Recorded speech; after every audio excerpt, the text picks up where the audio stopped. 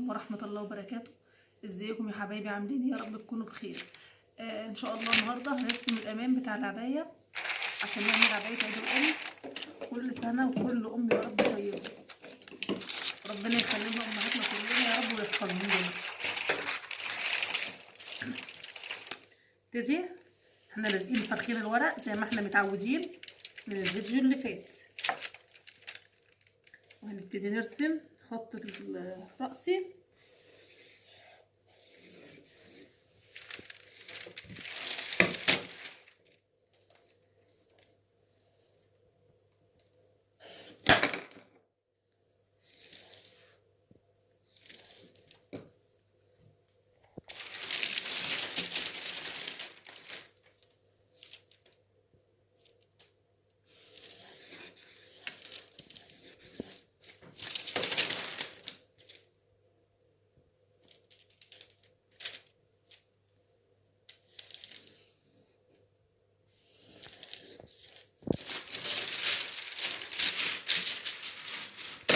وادي الخط الافقي ونعمل عرض البطرون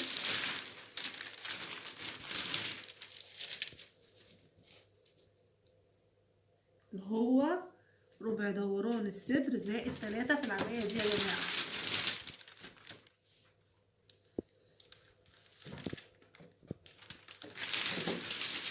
هنا لان احنا عايزين العباية هنا واسعة.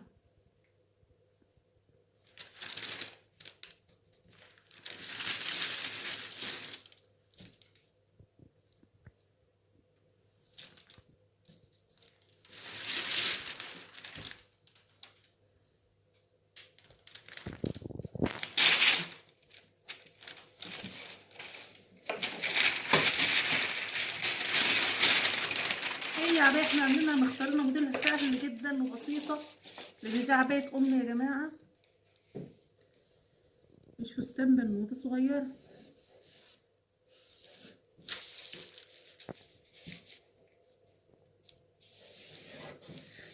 احنا بنختار الحاجات اللي هي البسيطة معاكي سهل عليكي كمبتدئة لسه، عشان ما نجيبش حاجة صعبة وتقولي لا ده الخياطة صعبة انا مش هقدر امشي فيها. هي الخياطة كلها سهلة، بس هي الحكاية بس انت ممكن تشوفي موديل تقولي لا ده صعب انا هعمله ازاي، بس انت لو قعدتي فكرتي 5 دقايق هتلاقي الموديل سهل جدا وبسيط ومفيهوش اي حاجة. الفكرة يا جماعة في الخياطة انك بتقري الموديل بعينيكي، تبقي عارفة الخط ده جاي منين ورايح فين.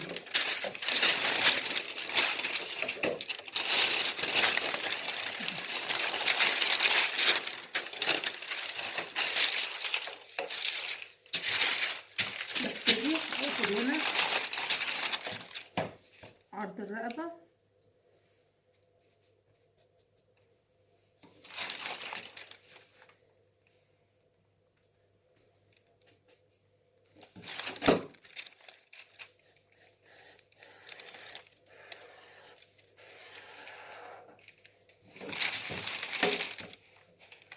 خط ميل الكتف اللي هو 3 سنتي اللي بننزلهم.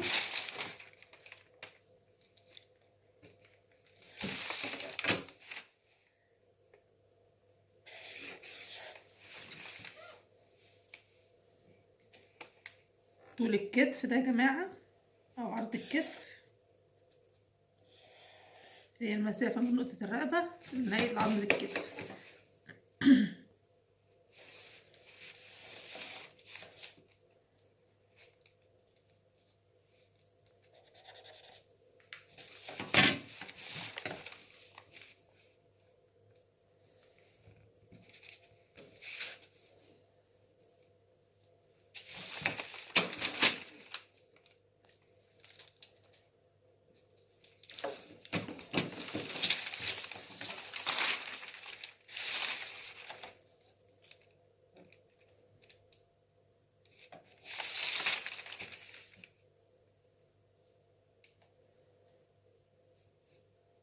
بنزل سقوط الإبط اللي احنا قلنا هنا هنعمله 25.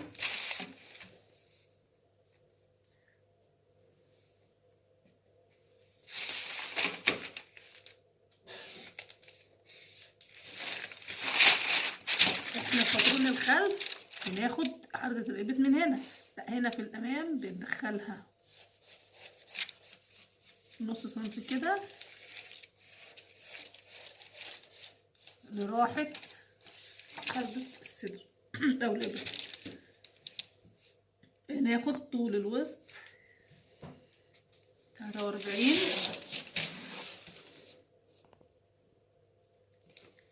الفيديو الجاي ان شاء الله انت طلب مني كتير فيديو طريقة اخد المقاسات، ان شاء الله ان شاء الله اخلص العباية معاكم ونعمل طريقة اخد المقاسات.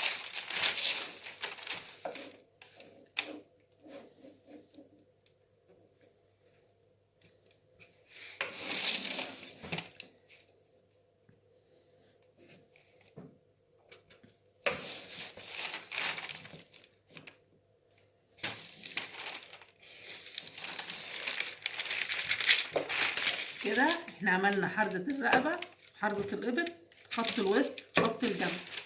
هكتب لكم عليهم برضو. ده خط، ده خط الجنب.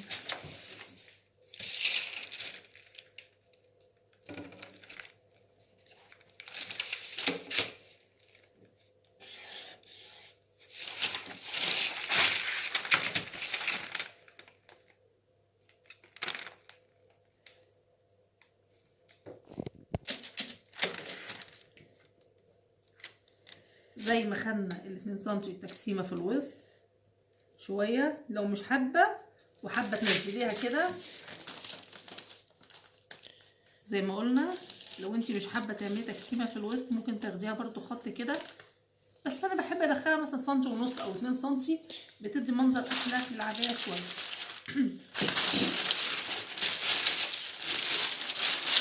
نبتدي ناخد طول العبايه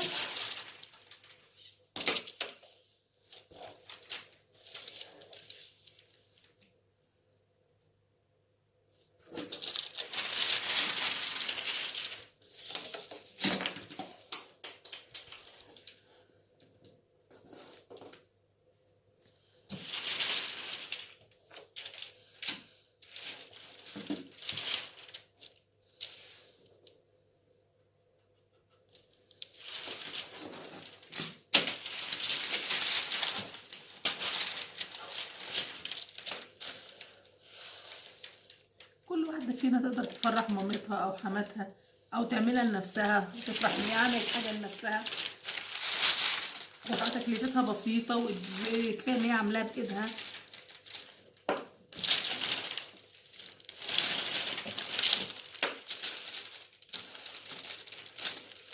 احساس تاني يا جماعه لما انت تبقي عامله القطعه اللي انت لابساها، انت اللي لابساها بايدك، وانت اللي مختاره القماشه، وانت اللي مختاره الاكسسوار، حاجه بسيطه على ذوقك زي ما انت بتحبيها.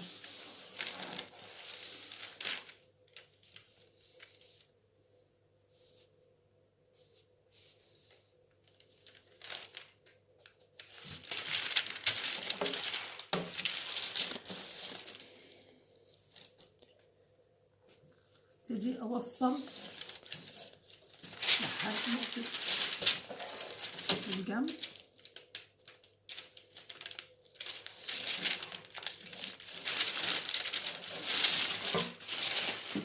وزي ما قلنا برضو الجزئيه اللي هي السنتي الزياده اللي بيبقى في الجنب ده مطرح الوسع تاخده على حرف الرجل. ادينا كده احنا رسمنا بطرون العبايه، ناقص بس ناخد حردة الابط وحردة الرقبة، عشان لو فكرنا ان احنا نعملها بكولة صغيرة. انا نسيت اقول لكم ان انا هاخد عرض شريط الاكسسوار اللي احنا جايبينه عشان هنعمل له مرات ونركبه عليه، او ممكن تركبيه على القماش على طول لو انت مش حابة تعملي الخيط.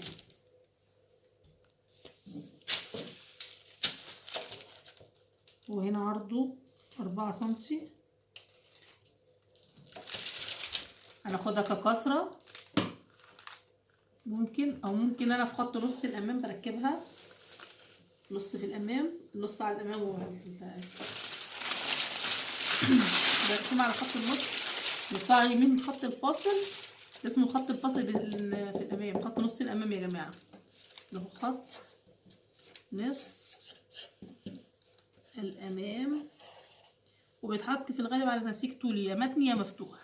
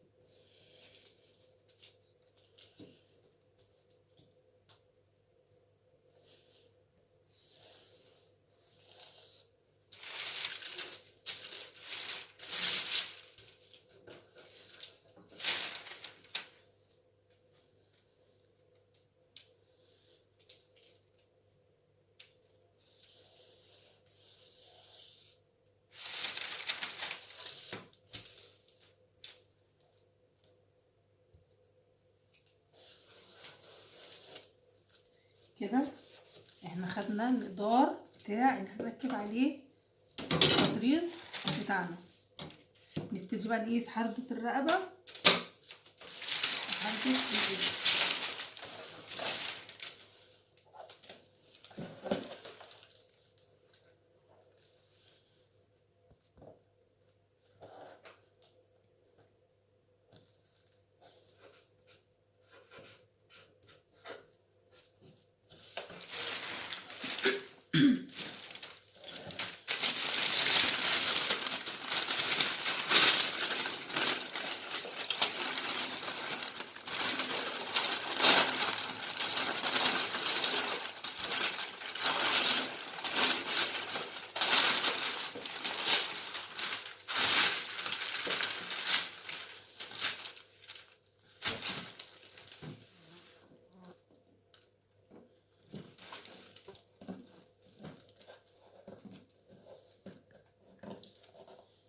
خدتي مقاساتك صح، بطرونك هيطلع صح، العباية بتاعتك هتطلع مظبوطة، القطعة بتاعتك هتطلع مظبوطة، كل حاجة كل خطوة هتترتب على اللي بعدها اللي قبلها، مفيش خطوة منفصلة عن اللي قبلها.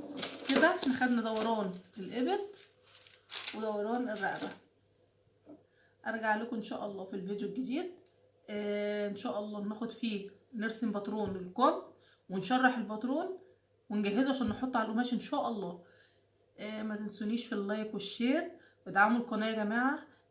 عايزين المعلومه توصل لاكتر من واحد، عايزين نشترك في الاجر وفي الثواب ان المعلومه تقدر توصل لاكبر عدد من الناس تقدر تستفيد. ويعني دي حاجه مش صعبه، اول ما تخش على الفيديو اتفرجي شويه، عجبك اديله اللايك واكتبي تعليق حلو كده مثلا، اعرف ان انت احس ان في ناس معايا يا جماعه في القناه، علشان اقدر انجح واقدر استمر معاكم ان شاء الله، وانا امل كبير في ربنا وفيكم. يلا طولت عليكم، السلام عليكم ورحمه الله وبركاته.